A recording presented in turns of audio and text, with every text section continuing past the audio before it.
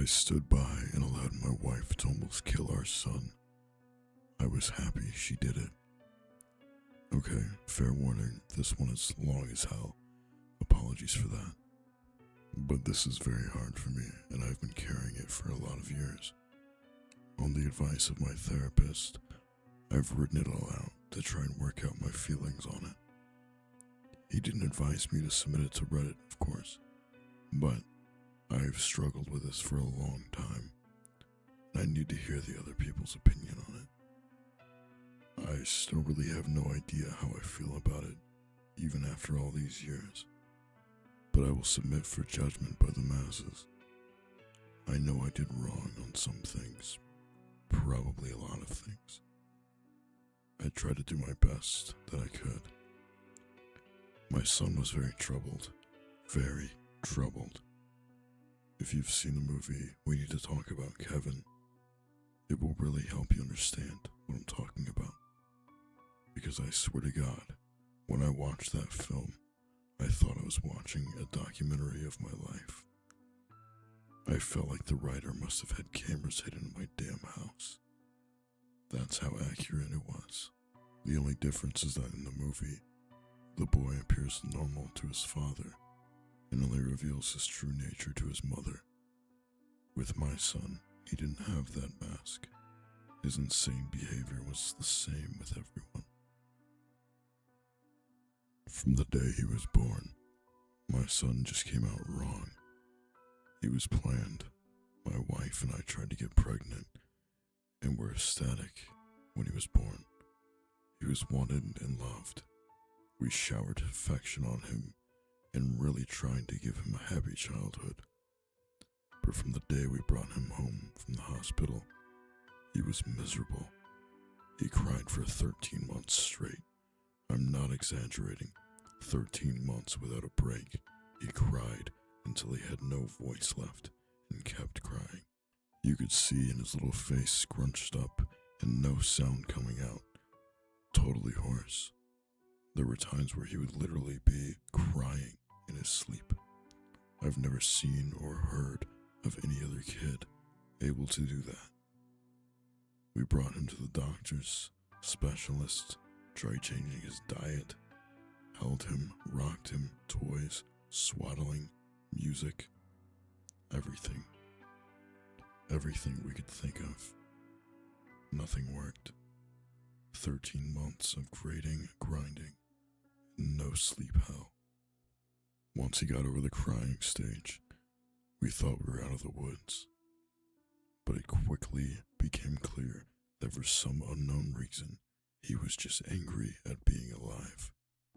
I never saw that kid have a genuine joyous smile once. I saw him grin a vicious, horrible grin many times, taking a perverse pleasure from causing pain or suffering or breaking a rule, but a smile from real pleasure at something nice. No, never, not once. He had no interest in saying anything positive, doing anything positive. He was fueled by hate, and everything he did was bent toward that. As soon as he could walk, his mission in life was to destroy things.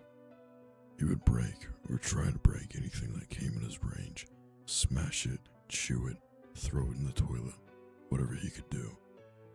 After a while, he figured out how to get his diaper off and took great pleasure in shitting and pissing everywhere he could. After a while, he figured out he could even hide it and started pissing and shitting in places we wouldn't find right away. Grinding it into carpets, making it more of a problem to clean, and making the house stink. When he got older, aged 9 to 15, he would piss and shit in our bed until we got a lock on our door and he wasn't able to get in anymore. Then he'd just take a dump in the hallway in front of our room. That biological warfare stood around at 2.5 years old, and he never grew out of it. I'll try to speed it up as I could literally go on for days about this stuff. But as he grew older, he became more and more unmanageable. He would bite, kick, scream, scratch, and spit at anyone trying to do anything with him. He was kicked out of school twice before he was 9. They let him back in and then kicked him out for good. He had to change schools. The next one put him in a special class that kept him away from other students. We had to install a door and lock on the kitchen because he would steal knives and he would use them to gouge the walls and furniture or chase people with them. When he was 10, he stabbed me pretty good in the hip and ass. I still have the scars. As he grew older, he grew darker. He moved into setting things on fire and torturing local animals. There was a stray dog that hung around the park near our house. My son blinded it in one eye with a barbecue fork. He would dip cats' tails in gasoline and light them on fire. He became a violent, sneaking, vicious beast that lived in our house. We couldn't do anything with him. I will take this opportunity to preempt the tsunami of messages. Yes, we had the kid in fucking therapy. He saw a psychiatrist twice a week, and had God knows how many different types of medication prescribed to him over the years. Nothing worked. Therapy didn't work. Medication didn't work. Nothing fucking worked. He was like a poison cloud of hate and fury lashing out at everything in his reach. When my son was 16, my wife got pregnant again. I can't tell you how different our reaction was. Instead of joy, we felt horror. This pregnancy had not been planned, and we really were at a loss over what to do. My son had been such an unending nightmare for 16 years. We couldn't take the idea of starting again from the beginning. We talked a lot about terminating, but access to abortion was not easy in those days as it is now. And my wife was very against it. We talked about many options. In the end, we decided that my wife would have the baby. And if it turned out evil, we would put it up for adoption. We knew we just couldn't do it again with another child like our son. We had a daughter. She was normal. Suddenly we saw what our lives should have been like the whole time, how things would have been had our son not been himself. We laughed at things. She breastfed without biting. She didn't have teeth anyway, but you could tell she was just trying to eat, not tear her mom's breasts off.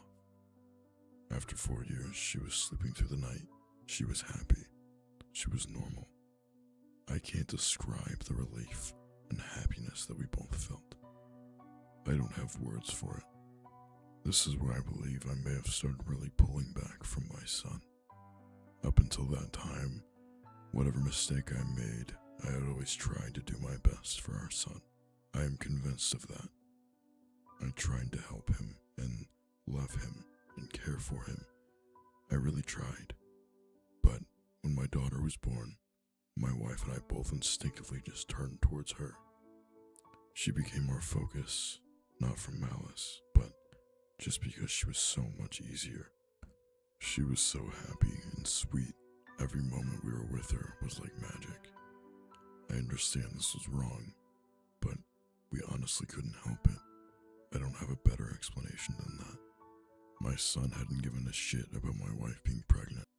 I honestly don't know if he even really understood it. But when we brought our daughter home, he was starting to act out even more. I didn't think it was possible, but he took it up another notch. At this time, he was 17, and we were having blowout screaming matches daily. Usually after we fought, he would storm out of the house and disappear for a few hours at a time, or come back the next morning. It was a relief. I started to actually look forward to our fights, because it would get him away from us for a while. After the birth of our daughter, my relationship with my son was almost entirely gone. Our only real interactions were screaming at each other. My wife was even worse with him. She just had nothing left. By that time, if our son even came into the room, she would just stop whatever she was doing and start screaming, "Get the fuck out. Get the fuck away from me," until he left. He started spending more and more time out of the house, which was a blessing for us. I have no idea what he got up to out in the world, but we were happy it wasn't being inflicted on us. And as consequences of our son's behavior, we had invested heavily in locks around our house. All of the cheap, thin interior doors in our home had been replaced with thick, dense wood doors that couldn't be kicked through. Equipped with key locks that my wife and I carried keys to. I know it sounds extreme, but locks and heavy doors were the best way we had found to create safe spaces from him. He had free reign of the house and could come and go as he pleased. My wife and I would lock ourselves in rooms to protect ourselves from him. If anything, we were the prisoners in our own home. On the day in question, I had fought with my son in the morning, and he had left the house in a rage. My wife and I were enjoying some peace and quiet in the kitchen, while our daughter napped in our bedroom. And then, my daughter began crying. Any parent who has young children can tell you, you get used to your child's cries, and you can tell after a while what they need. They cry differently if they are hungry, or need changing, or just are restless and want to be held. Babies can communicate pretty well before they can speak. This cry was none of those things. This cry was terror. The second we heard it, my wife and I were both up out of our chairs and running to the room. The door was locked, of course, and it took a few seconds to get the right key to get it open. My son was in the room. We lived in a bungalow, and the bastard had climbed in the window to get to her. He was standing over her crib with a steak knife in his hand. I had no idea where he got it. It wasn't even one of ours. We controlled our knives very carefully and always kept them locked in drawers. I think he may have stolen it from one of our neighbors' houses. He had broken her skin twice already, once in the belly area and once on her arm. I could see blood running down. When I entered the room, he was dragging the back of the knife down her face, not cutting, almost tickling her with it, teasing her while she screamed. He looked up at us and smiled. Before I knew what I was doing, I was already moving, running to put myself between them. I didn't think about it. I just moved instinctively. Even with that, my wife got there faster. It was like a movie on fast forward. She got to our son and bashed his hand away, knocking the knife across the floor, and then shoved him with her whole body weight, so hard that he flew away from the crib and bounced off the wall. I picked up my daughter and held her while my wife screamed us. I could see her shaking, almost convulsing. I can remember the smell of the room, the sound of my daughter screaming and wailing, the look on my son's face as he stood there, just nothing. Blank, dead. There was nothing in his eyes, no emotion. He looked like an alien to me. I watched my wife take a step toward him. I could have reached out and stopped her, but I didn't. She stepped forward again, very close to him. I could have stopped her again, but I didn't. She waited, looking at him for maybe 3 to 5 seconds without moving. And then she punched him in the face. Now, until this point, you may be picturing my wife as a typical woman. Small frame, dainty, delicate. This is not the case. My wife does not have a small frame, but dainty and delicate she is not. Never has been since I've known her. Since her early 20s, my wife has been a boxer. MMA didn't exist back then, but karate and boxing were big in those days, and my wife was a very talented amateur. She was about 130 pounds. She carried a lot of muscle, and she knew how to punch. I had 70 pounds on her back then, and I have no doubt that in a real fight between me and her, she could have and would have pounded me flat. Neither of us had ever laid a hand on our son in anger before, but something broke in her that day, and all all the years of anger and pain and sorrow and frustration just came pouring out. When she hit him, blood started pouring out of his nose. His head snapped back. He hardly reacted. He just looked at her with this shocked expression, like he didn't know how to process what just happened. She waited another second, and then she hit him again. I could have reached out and stopped her. I could have dragged her out of the room, taken her away, calmed her. I didn't. I just stood there and watched while she systematically started to pound him to a pulp. Every time he brought his hands to cover one part, she would blast him somewhere else. Body, head, over and over. He started screaming, crying out, yelling for her to stop. It's the most genuine reaction I'd ever seen him have to anything, but she wasn't stopping. I watched her ramping up, hitting harder, faster, working him like a heavy bag. He tried to swing at her, and she slipped him easily. She was on autopilot, sinking down into her training.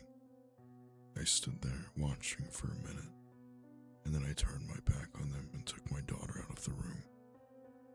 I brought my daughter to the kitchen and gave her a bath in the sink. I found that he had cut her a third time on the sole of her foot. All the cuts were superficial. I cleaned her up, held her until she calmed. I put polysporin and band-aids on her cuts. In our bedroom, I could hear my son screaming, calling my wife horrible names, telling her he would cut her head off in her corpse. After a while, I didn't hear him saying anything anymore. Didn't even hear him crying out. I assumed that he must have been knocked out, but I could still hear her beating him. That went on for a long time, long enough for my daughter to drift asleep in my arms. I just sat at the kitchen table, waiting for her to finish. Finally, she came out, sat across from me. Her hands were swollen and red. Her face and arms were splattered with blood. Her chest was heaving. We just stared at each other without saying anything. After a while, I asked her, "Is he dead?" She looked back at me and answered, "I fucking hope so." I nodded. That was all there was to say about that. I understood how she felt perfectly. I felt the same. I didn't know what to do, so we just sat there waiting silently. Eventually, my wife started crying and went to go take a shower. I just stayed where I was, holding our daughter. After a long while, I heard moaning and sobbing coming from our room. It turned out that my son wasn't dead. I went in to see how bad it was, and it was pretty bad. I've never seen a more merciless beating laid onto anyone, before or since. He was lying on the floor, rolling around with blood leaking out of his face, lying in a pool of vomit. His nose was squashed flat out across his face. Both his eyes were completely swollen shut and started to blacken already. I could see that a couple of his fingers were bent out at weird angles, and he'd pissed his pants. I think he must have been missing teeth, but I couldn't see any on the floor, and I couldn't see inside of his mouth. His lips were all puffed up and swollen. From talking to my wife about it later, I know now that she had systematically beaten every part of his body, focusing heavily on the legs. She told me she kicked him in the groin repeatedly until her legs got tired, and had kept beating his body long after he'd passed out. When my wife came out of the shower, I still didn't know what to do about our son. I didn't know whether to call the police or an ambulance, take him to the hospital myself. I honestly had no idea. After a while, I realized I simply didn't care what happened to him anymore. and we decided to just let him live or die on his own. There was an in-law suite in the basement that we had never really used, and my wife, my daughter, and I just moved down there. We simply ceded the top floor of the house to my son and locked everything down, separated our lives entirely. There was plenty of food in the upstairs cabinets, enough for a couple weeks or more. He had a washroom and a bedroom to use. We had a washroom in the basement, a small kitchenette, and a separate entrance, so we just stopped going upstairs. We just decided we were done with him. I figured we'd let his food run out and see what happened. Over the next week, we could hear him moving around upstairs sometimes. I think he just spent most of the time lying in bed recovering. I went to work, watching on high alert in case he attacked me in the driveway, but he never did. My wife stayed home with our daughter. She was never out of our sight. One night we heard him going ballistic, smashing things and banging. We didn't respond. He never tried to get downstairs or get near us, though.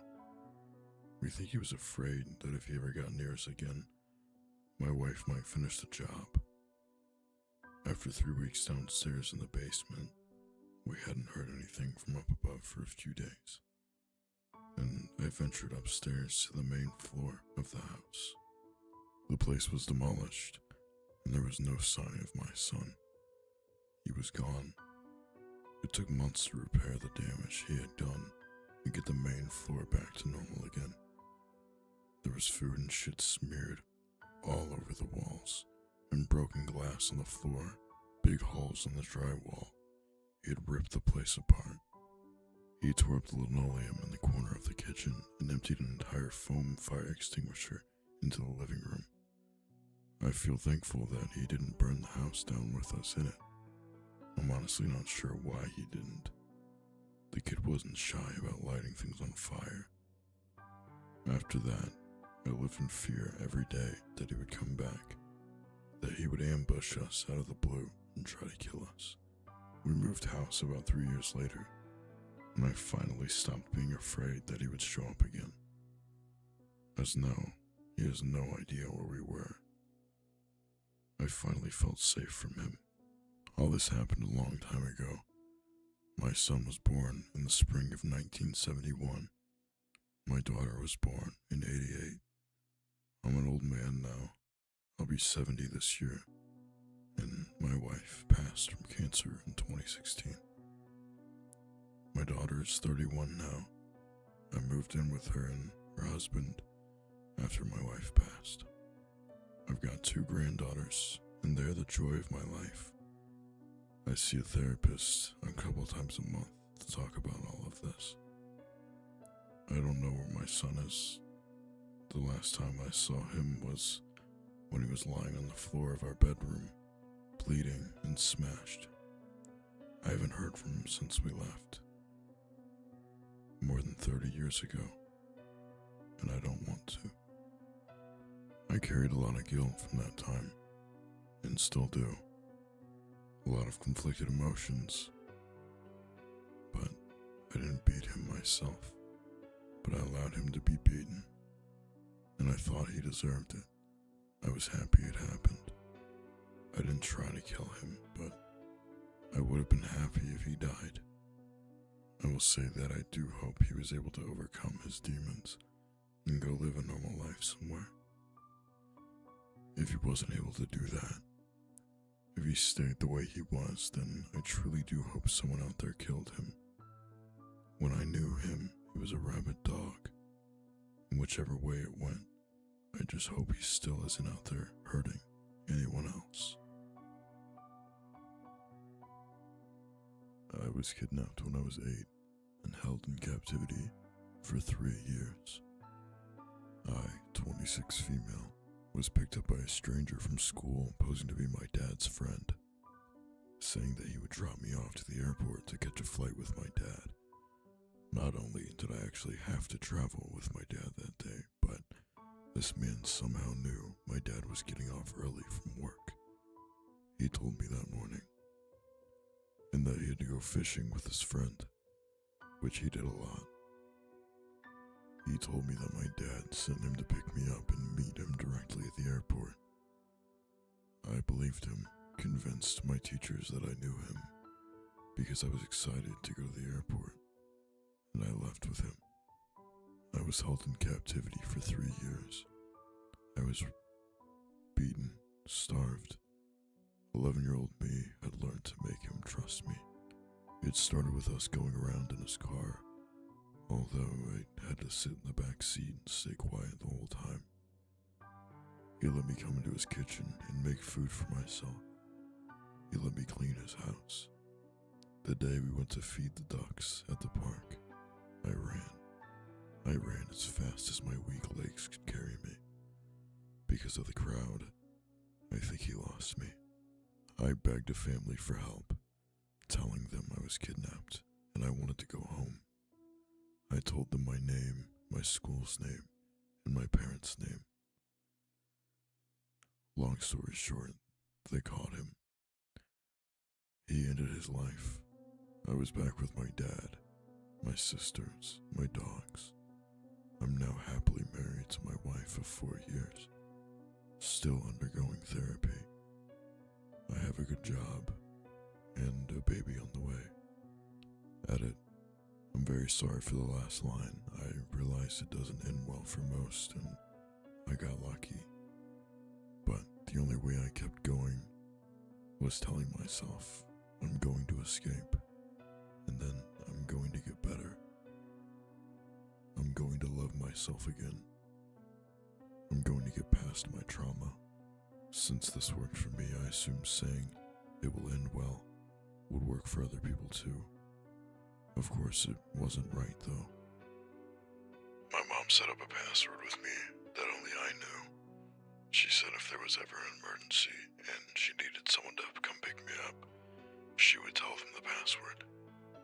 A woman approached me after school, said my mom sent her to pick me up, had my mom's name and everything, but didn't know the password, so I didn't go with her.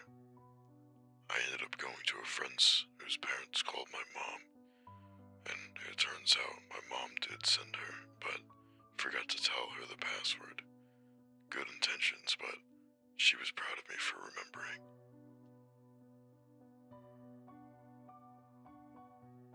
Someone has been putting strange things in my mailbox. I usually don't post on Reddit, but I'm in need for some guidance. I've been getting strange things put in my mailbox for the last 2 months. I moved into my apartment about 11 months ago, and I hadn't had anything weird happen to me for those months. I live alone and I haven't had any interactions with my neighbors other than opening the door for one another. About 2 months ago, in early May, I went to go check my mail, which I only do about twice a week. When I opened my mailbox, I had some promotion junk mail in there and a single black button. I was extremely confused by this black button, but I honestly didn't think much of it, as I thought somehow, by accident, it got put in there. The next week I checked my mail, and I didn't have anything in there other than a piece of paper that someone wrote, "Glass wire, tonnist ver." I have absolutely no idea what that is supposed to mean. After a while, I didn't get anything else, and I kind of shrugged it off until late June. I checked my mail again, and I found a few screws in my mailbox. At this point, I just assumed someone was pranking me and putting random junk they found on the ground in my mailbox. A few days later, I found a piece of paper with my full name on it, and that was the final straw for me.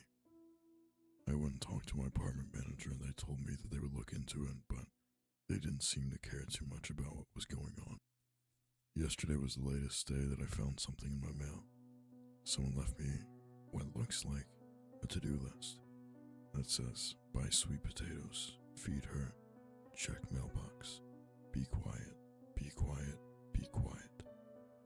I left yesterday and I'm staying at my girlfriend's house. I sent an email to my apartment hoping to get some answers about what is going on. Does anyone have any idea what any of this stuff means? And has anyone had had anything similar happen to them. This stuff just seems to be so random and time-consuming to be someone just messing with me. Edit. The mailboxes can only be opened by a mail key, and I should have clarified that. They are all outside, lined up on top of each other in a small shed-like building. I'm not sure if someone is able to jimmy it open or put things through it somehow. Edit 2. As of earlier today, July 23rd, 2025, I have been in contact with the police.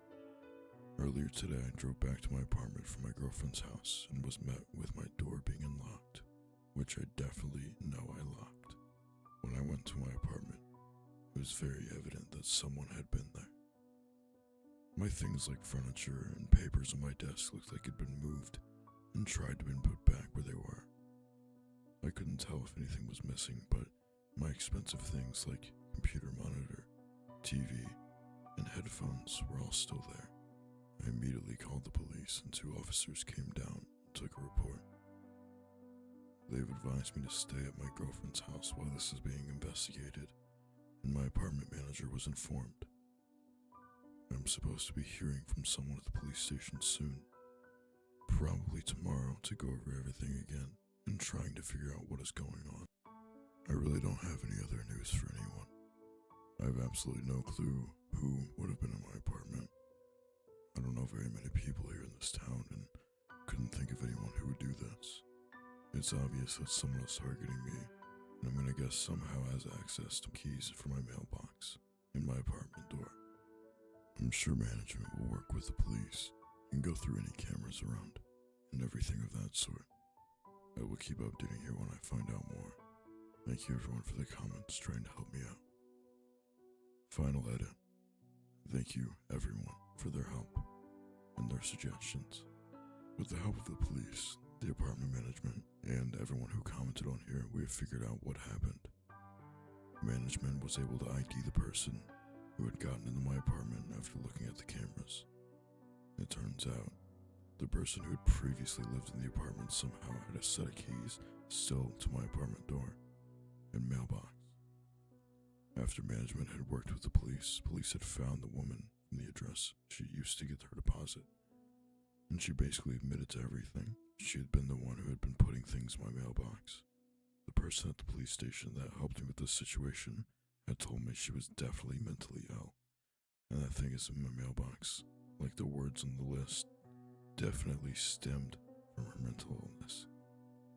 The person at the police station said that she most likely saw my name on other mail, and that's how she knew my name. The thing that really disgusts me and has me shaken up is that the person at the police station had told me that the woman has been in my apartment a few times, which also means it was likely she was there when I was sleeping in my apartment, which terrifies me. I don't plan on posting any more updates. I frankly want to try and forget about this situation as soon as possible. I appreciate everyone's help, and I hope that no one here has to go through something like this. Thank you everyone. This will most likely be the strangest experience I will ever have.